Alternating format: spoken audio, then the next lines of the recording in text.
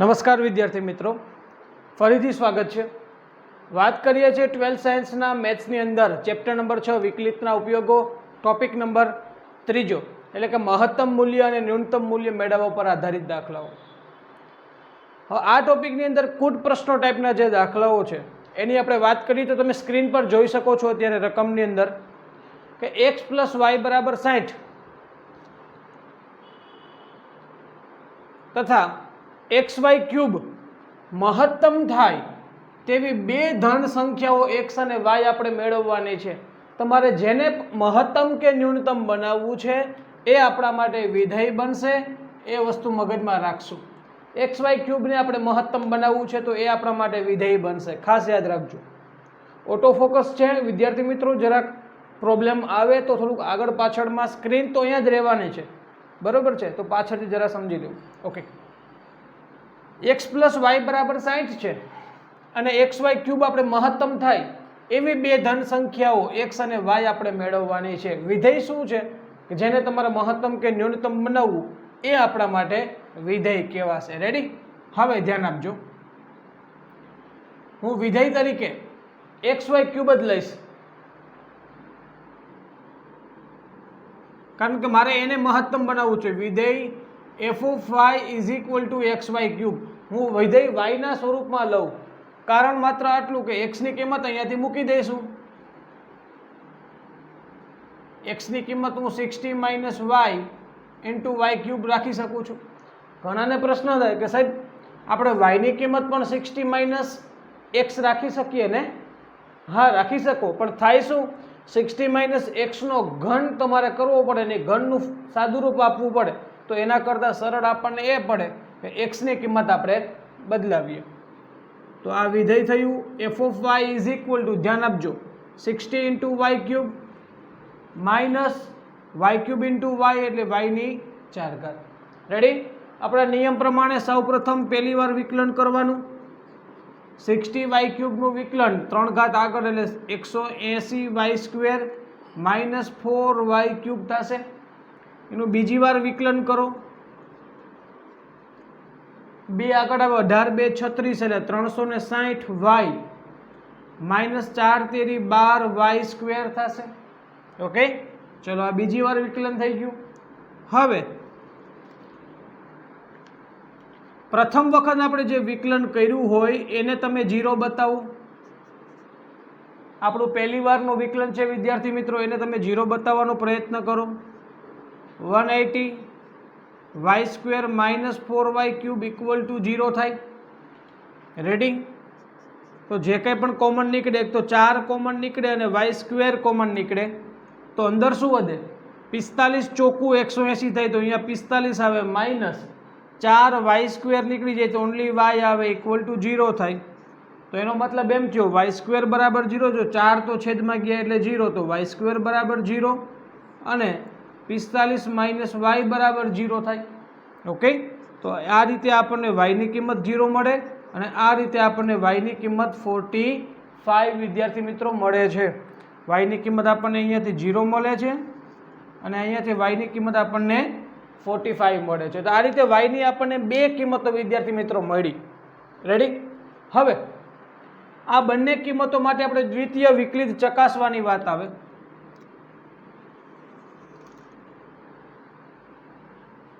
y = 0 માટે દ્વિતીય વિકલિત ચકાસો।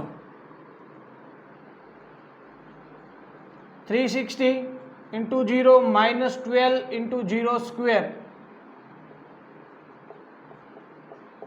આ વેલ્યુ આપણને 0 મળે છે વિદ્યાર્થી મિત્રો। અને y = 45 માટે જો આ દ્વિતીય વિકલિત ધન કે ઋણ મળે તો કંઈક નક્કી થાય કે ન્યૂનતમ અથવા મહત્તમ, પણ અહીંયા તો એવું કંઈ છે જ નહીં, ધન કે ઋણ નથી મળતું, 0 મળે, તો ત્યાં દ્વિતીય વિકલિત કસોટી નિષ્ફળ જાય ને એવું કહી શકાય। y ની કિંમત 0 માટે દ્વિતીય વિકલિત કસોટી નિષ્ફળ જાય છે, એટલા માટે y = 0 માટે કોઈ ન્યૂનતમ કે મહત્તમ કિંમત મળશે નહીં। ચલો y = 45 માટે ચેક કરીએ।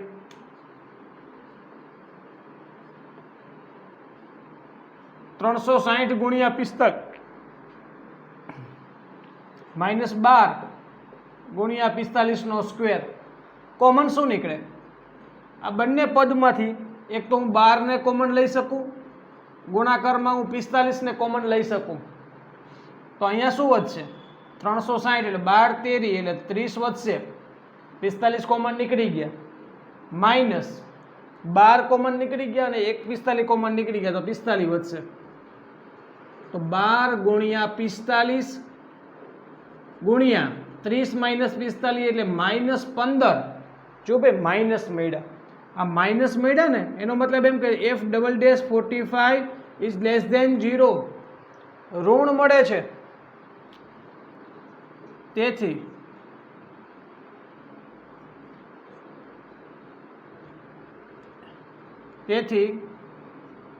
y ઇઝ ઇક્વલ ટુ 45 માટે વિધેય કેવું બને ભાઈ? વિધેય મહત્તમ બનશે. વિધેય મહત્તમ બનશે કઈ કિંમત માટે? y બરાબર 45 માટે. રેડી? ચલો, વિધેય મહત્તમ બનશે એવું તો અહીંયાથી લેસ ધેન 0 આવ્યો એટલે સાબિત થઈ ગયું. તો હવે y ઇઝ ઇક્વલ ટુ 45, તેથી x is equal two 60 minus 45, તેથી x is equal two 15. Okay, ચલો આ વસ્તુ થઈ. x અને y ની કિંમત આપણે જે માંગેલ બે કિંમતો મેળવવાની હતી એ આપણને અહીંયા મળી ગઈ છે. નોટ ડાઉન કરી લો.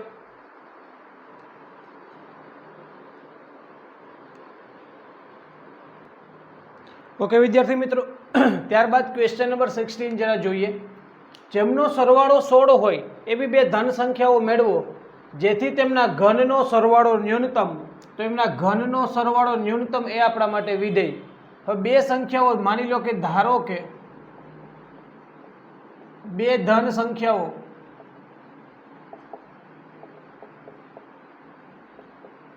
x તથા y છે, તેથી બંનેનો જે સરવાળો છે એ કેટલો છે? x + y બરાબર 16 છે. હવે આપણે જે વિધેય લેવાનું છે એ વિધેય શું છે? એમના ઘનનો સરવાળો x ઘન પ્લસ y ઘન. હું x ના સ્વરૂપમાં રાખું છું જેથી કરીને હું y ની કિંમત મૂકી શકું 16 માઇનસ x નો ઘન. તો x ઘન પ્લસ 16 માઇનસ x નો ઘન આ વિધેય થઈ ગયું આપણા માટે, કારણ કે મારે એને ન્યૂનતમ બનાવવું છે. કરીએ પહેલું વિકલન. તમે જોઈ શકો છો પહેલું વિકલન કરીએ છીએ, x ઘનનું વિકલન 3x નો વર્ગ થાય પ્લસ 3 ઘાત આગળ આવે, 1 ઘાત ઘટે, અને 16 માઇનસ x નું ફરીથી વિકલન -1 થાય આ રીતે. ઓકે, ચલો તમે એનું સેકન્ડ ટાઈમ ડેરિવેટિવ મેળવી શકો છો. 2 ઘાત આગળ આવે, 3 દુ 6x. સાંભળજો, આ 3 ગુણ્યા -1, આ -3 તો અચળ છે, આ 2 પાછા એના ગુણાકારમાં આવે હકીકતમાં, અને 1 ઘાત ઘટી જાય, ફરીથી પાછા -x નું વિકલન -1 થાય, એટલે કે દ્વિતીય વિકલિત કંઈક આ પ્રકારે તમને મળે 6x માઇનસ માઇનસ પ્લસ 3 ગુણ્યા 2 એટલે 6, 16 માઇનસ x આ રીતે. ચલો રેડી? એટલે જરા જોઈએ ને તો ખ્યાલ આવશે તમને. 6 કોમન લઈ લો તો અંદર શું વધે? x વધે. એ કોમન 6 નીકળી ગયા તો અંદર શું વધે? 16 6 96. દ્વિતીય વિકલિત આપણને કેવો મળ્યો? 96. હકીકતમાં શું છે? Greater than 0. દ્વિતીય વિકલિત ધન હોય, x ની કોઈ પણ કિંમત માટે ધન છે. જુઓ, x ની કોઈ પણ કિંમત માટે ધન છે, તેથી વિધેય હંમેશા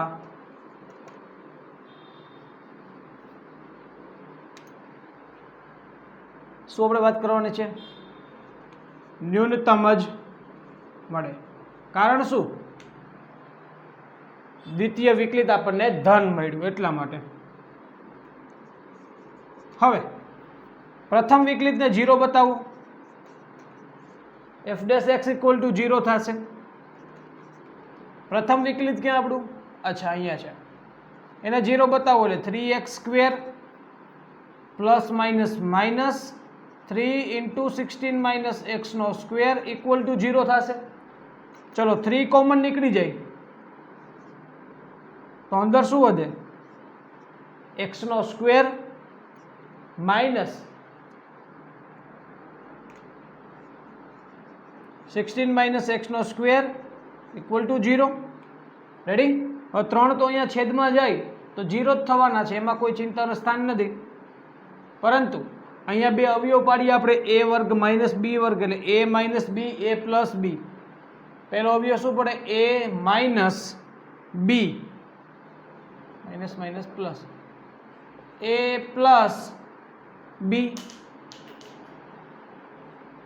ઓકે, ઇઝ ઇક્વલ ટુ 0. એટલે આ શું થયું? 2x - 16 × 16 ઇક્વલ ટુ 0 થશે ભાઈ, રાઈટ?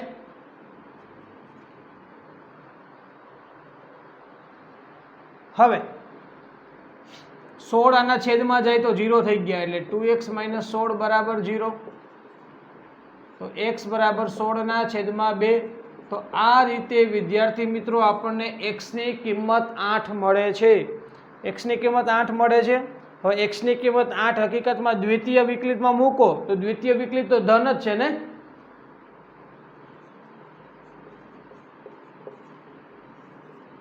f'8 તો કેવા છે? ગ્રેટર ધેન 0 જ છે. ઓકે, તેથી વિધેય તો કેવું થશે? મહત્તમ જ થશે. તેથી x³ પ્લસ y³ ન્યૂનતમ જ રહેશે, ન્યૂનતમ જ રહેશે. હવે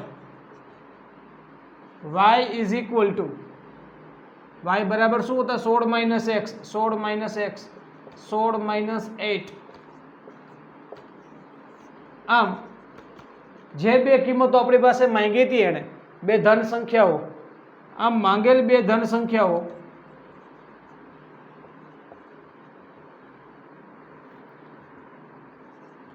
આઠ તથા 8 છે.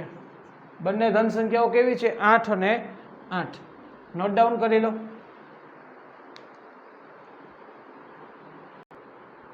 ઓકે વિદ્યાર્થી મિત્રો, ત્યારબાદ ક્વેશ્ચન નંબર 17 ને જરા જોઈએ.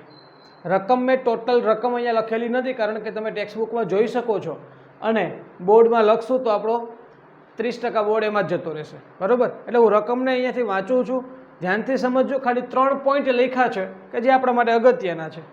ઓકે, હવે રકમમાં શું કહે છે કે જેમની બાજુનું માપ 18 સેન્ટીમીટર હોય, શું છે ખબર નથી, પણ જેમની બાજુનું માપ 18 સેન્ટીમીટર હોય તેવા પતરાના ચોરસ ટુકડાના, જેવા પતરાનું એક ચોરસ ટુકડો છે, એના દરેક ખૂણેથી 4 એકરૂપ ચોરસ કાપીને એક બાકીના ભાગને વાળીને એક ખુલ્લી પેટી બનાવવામાં આવે છે.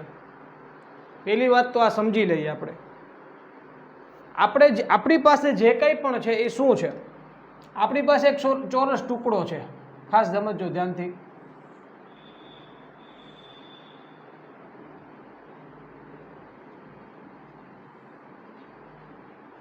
આ આપણી પાસે પતરાનો એક ચોરસ ટુકડો છે કે જેની બાજુનું માપ આ રીતે,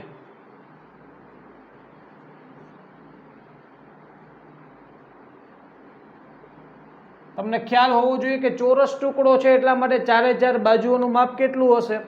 18 સેન્ટીમીટર હશે, રાઈટ? હવે શું કરીએ છીએ સમજો. આ જે ચોરસ ટુકડો છે પતરાનો, એની અંદર એના દરેક ખૂણેથી 4 એકરૂપ ચોરસ આપણે કાપીએ છીએ. એના દરેક ખૂણેથી આ રીતે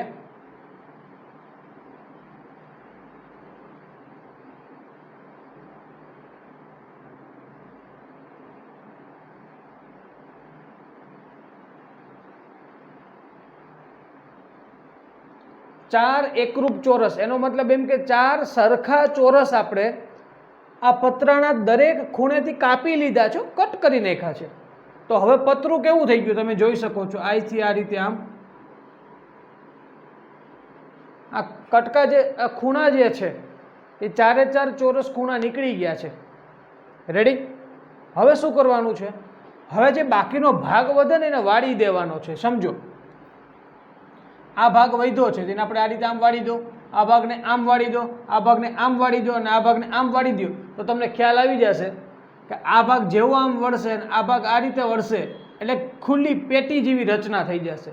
શેના જેવી રચના થશે? ખુલ્લી પેટી જેવી રચના થાય. તમે કોઈ કાગળ હોય, હવે કાગળના 4 ખૂણાને તમે કટ કરી નાખો અને તો જુઓ જરા પ્રેક્ટિકલ આપણે કરવું જ હોય તો એક જ મિનિટ હું એક પેજ લઈ લઉં છું અને એ પેજની અંદર આપણે પ્રેક્ટિકલ કરવાનો પ્રયત્ન કરીએ. બરાબર, સૌપ્રથમ તો હું ચોરસ બનાવી નાખું ફટાફટ. મારી પાસે એક કાગળ છે અને એ કાગળને હું ચોરસ બનાવવાનો પ્રયત્ન કરું છું જેથી કરીને તમને સમજવામાં વધારે સરળતા રહે. કેમ કે આ સમજાશે દાખલો, રકમ સમજાશે તો જ સમજાશે, તો જ તમે ગણી શકશો, નહીતર કંઈ થશે નહીં. ચલો, આ આપણી પાસે એક ચોરસ છે, જે અહીંયા કીધું છે એ પ્રમાણેનું એક ચોરસ મેં લીધેલું છે. પતરાનો એક ચોરસ ટુકડો છે કે જેની લંબાઈ 18 સેન્ટીમીટર છે બધી બાજુથી. હવે શું કીધું છે? એના 4 ખૂણા મારે કટ કરવાના છે. સાંભળજો, હું 4 એકરૂપ રીતે ચોરસ કટ કરી નાખું ખૂણેથી. સમજો, હું એના 4 ચોરસ કટ કરું છું. બરાબર, આપણે એક્ઝેક્ટ કંઈ ફૂટપટ્ટી લઈને માપ સાઈઝ કરીને ચોરસ કટ નથી કરતા, થોડો ઘણો ફેરફાર આવશે. એટલે હવે રચના આ પ્રકારની આવશે. જોજો, દેખાય તમને? ખ્યાલ આવે છે? આ 4 ખૂણા, એના 4 કટકા આ રીતે 4 એકરૂપ ચોરસને કાઢી નાખવાના છે. કેવા 4 ચોરસ સરખા માપના છે. હવે શું કરવાનું? જે ભાગ વધે એને વાળી દેવાનો, એટલે આ રીતે થશે. બાકીનો વધેલો ભાગ છે ને તમે વાળી દો, એક ખુલ્લી પેટીની રચના થશે.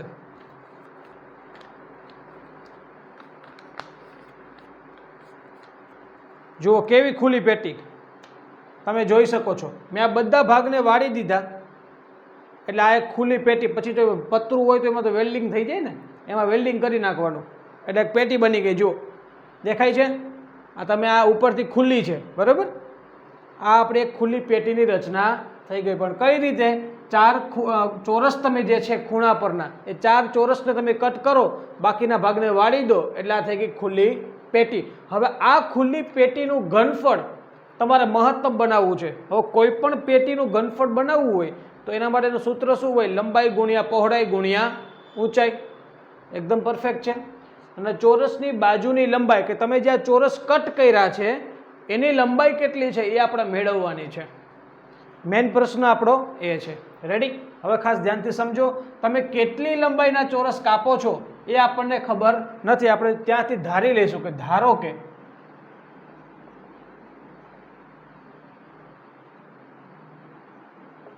ચોરસની લંબાઈ તમે જે કટ કરો છો ચોરસ, એ ચોરસની લંબાઈ કેટલી છે ભાઈ? x સેન્ટીમીટર છે. રેડી? ખાસ મગજમાં રાખજો. હવે આ વસ્તુ પણ x છે અને આ વસ્તુ પણ x છે, આ વસ્તુ પણ x છે અને આ વસ્તુ પણ x છે. 4 લંબાઈ કેવી હોય? x જ હોવાની છે ભાઈ. અથવા ચોરસનું બાજુનું માપ અથવા તો લંબાઈ, તમે જે શબ્દ બોલો તે, બરાબર? ચોરસનું બાજુનું માપ x સેન્ટીમીટર અથવા તો એની લંબાઈ તમે જે કહો તે. ક્લિયર? હવે સાંભળજો ખાસ વસ્તુ. વિધેય આપણે કોને બનાવશું? તેથી પેટી, હવે જે પેટી બને છે, હવે જે પેટી બનશે એ પેટીની લંબાઈ બરાબર ટોટલ લંબાઈ પહેલા કેટલી હતી? 18. પણ એમાંથી આ બાજુની x અને આ બાજુથી x, આ રીતે 2x x કટ થઈ ગયા એટલે શું આવે? 18 - 2x આવે. પેટીની પહોળાઈ પણ આપણે એવું થશે ભાઈ. પેટીની પહોળાઈમાં 18 સેન્ટીમીટર હતા, એમાંથી x અને x કેન્સલ થયા એટલે 2x કેન્સલ થઈ ગયા છે. અને હવે પેટીની ઊંચાઈ પણ આપણને હવે મળી ગઈ ભાઈ. મેં તમને હમણાં જ સમજાવ્યું ને કે આપણે આ જે પેટી બનાવી છે, તમે આ ભાગ જે વાયડો છે એ ભાગ હકીકતમાં હોય કેટલો? જુઓ, હવે એને સીધો કરી નાખો તો આ લંબાઈ કેટલી છે? x. તો એ પેટીની ઊંચાઈ કેટલી કહેવાય? x કહેવાય કે ના કહેવાય? રેડી? તો હવે તમારે જેને મહત્તમ કે તમારે જેને ન્યૂનતમ બનાવવું હોય એ તમારું થશે વિધેય. તો હવે વિધેય બરાબર પેટીનું ઘનફળ. ઓકે, તેથી એફ ઓફ એક્સ બરાબર પેટીના ઘનફળ માટે સૂત્ર લાગુ પડે, લંબાઈ ગુણ્યા પહોળાઈ ગુણ્યા ઊંચાઈ. આ થઈ ગયું આપણા માટે ફાઇનલ સૂત્ર અને આપણું વિધેય બની ગયું. ઓકે, તેથી F of X is equal to X into 18 - 2x નો સ્ક્વેર થશે, એક્સ ઇન્ટુ 18 - 2x નો સ્ક્વેર. આ રીતે આગળ વધો તો એ ચાલે.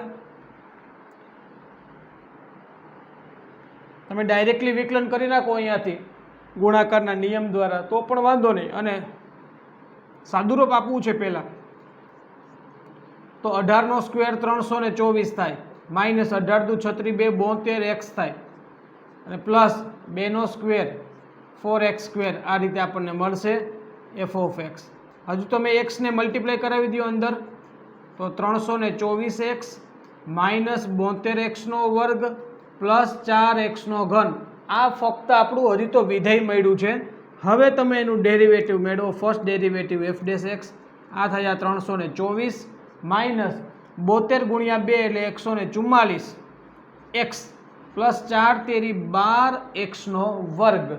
રેડી? આ થયું આપણું પહેલું વિકલન. ત્યારબાદ તમે મેળવો બીજું વિકલન 324 0 માઇનસ 144 એક્સનું થાય માઇનસ 144 પ્લસ 12 ગુણ્યા 2 એટલે 24 એક્સ થશે. ઓકે, ચલો આ આપણું થઈ ગયું બીજું વિકલન. હવે શું કરશું? હવે થઈ ગયું પહેલા વિકલનને તમે 0 બતાવો. પહેલા વિકલનને તમે 0 બતાવવાનો પ્રયત્ન કરશો એટલે પહેલું વિકલન શું છે? 12x નો વર્ગ માઇનસ 144x પ્લસ 324 બરાબર 0.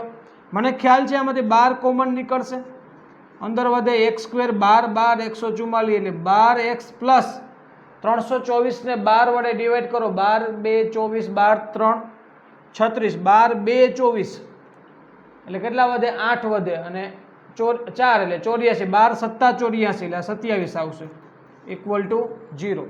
મતલબ કે હવે શું થશે? 12 0 ના છેદમાં જાય એટલે 0. આ શું આવ્યું? x square minus 12x plus 27 equal to 0. ચલો આ બે અવયવ પડે 9 તેરી 27. મને x ની બે કિંમતો મળે, x બરાબર 9 x બરાબર 3. રેડી?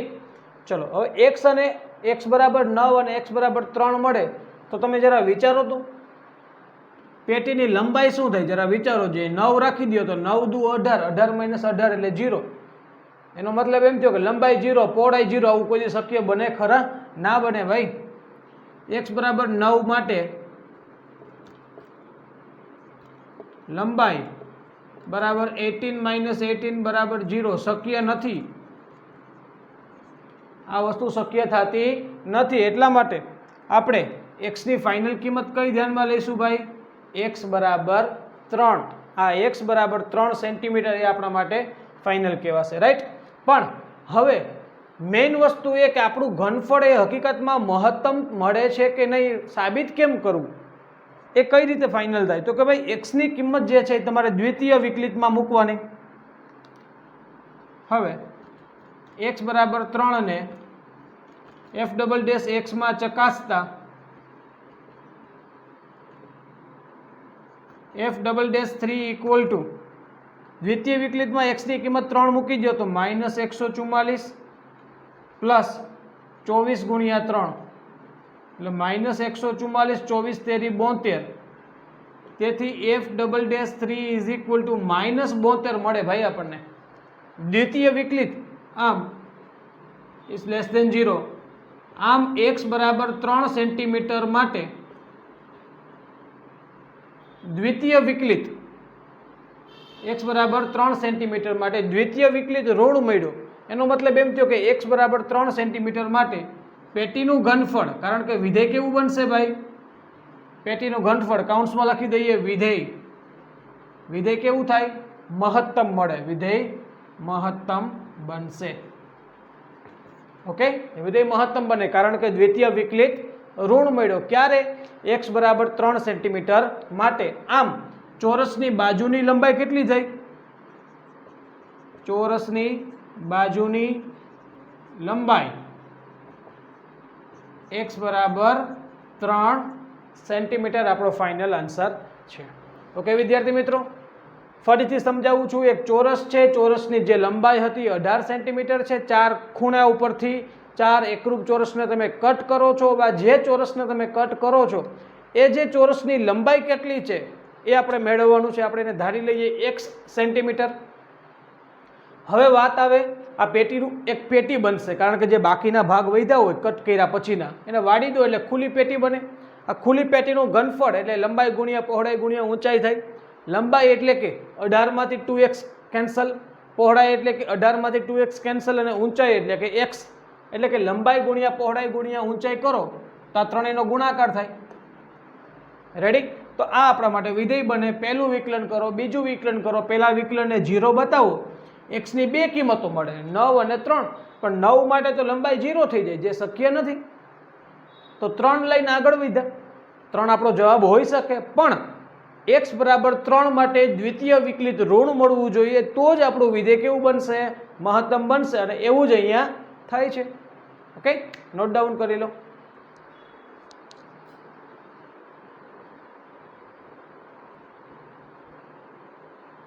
ખૂબ જ અગત્યનો અને મોસ્ટ આઈએમપી દાખલો કે સાબિત કરો કે નિયત વર્તુળમાં અંતર્ગત તમામ લંબચોરસમાં ચોરસનું ક્ષેત્રફળ મહત્તમ છે. હું એક વર્તુળ અહીંયા ડ્રો કરું છું. આ વર્તુળ માટે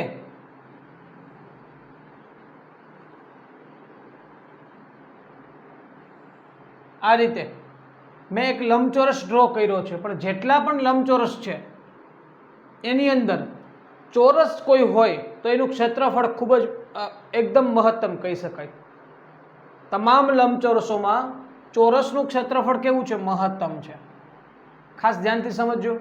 અહીંયા વર્તુળનું આ કેન્દ્ર છે O.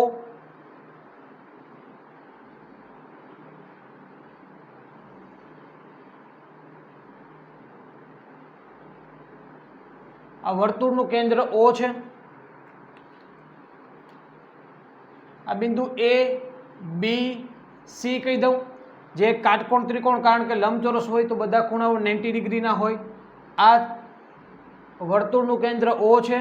આ વર્તુળની ત્રિજ્યા R, તો આ પણ વર્તુળની ત્રિજ્યા આ કહેવાય.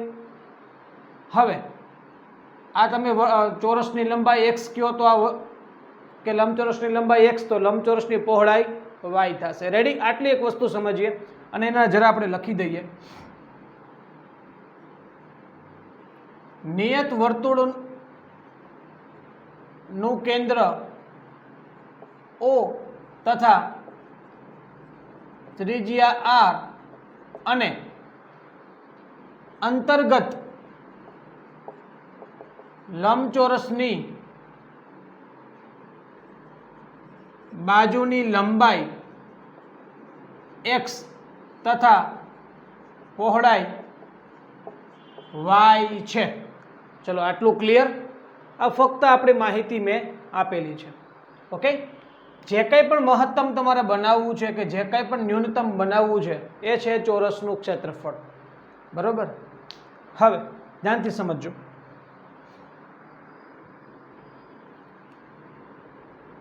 કાટકોણ ત્રિકોણ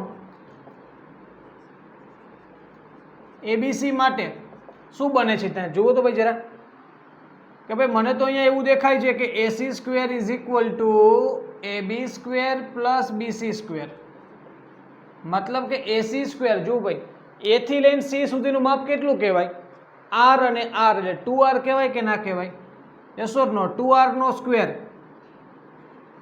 એટલે 4R² is equal two AB², તો x² ને BC² એટલે કેટલા થશે? y² થશે. આ વસ્તુ આપણે ખાસ મગજમાં રાખીએ કારણ કે હમણાં કામ લાગશે. હવે જેને પણ તમારે મહત્તમ કે ન્યૂનતમ બનાવવું છે એ આપણા માટે વિધેય કહેવાય. તો હવે વિધેય તરીકે લંબચોરસનું ક્ષેત્રફળ એ બરાબર લંબાઈ ગુણ્યા પહોળાઈ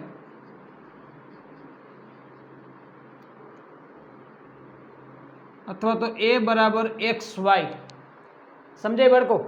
એ બરાબર એક્સ વાય લંબચોરસનું આપણને પ્રશ્ન થાય સાહેબ આપણે તો મહત્તમ ચોરસનું મેળવવાનું છે, પણ અત્યારે લંબચોરસનું ક્ષેત્રફળ મેળવીએ એ છેલ્લે ઓટોમેટિકલી ચોરસ સાબિત થઈ જશે. કઈ રીતે?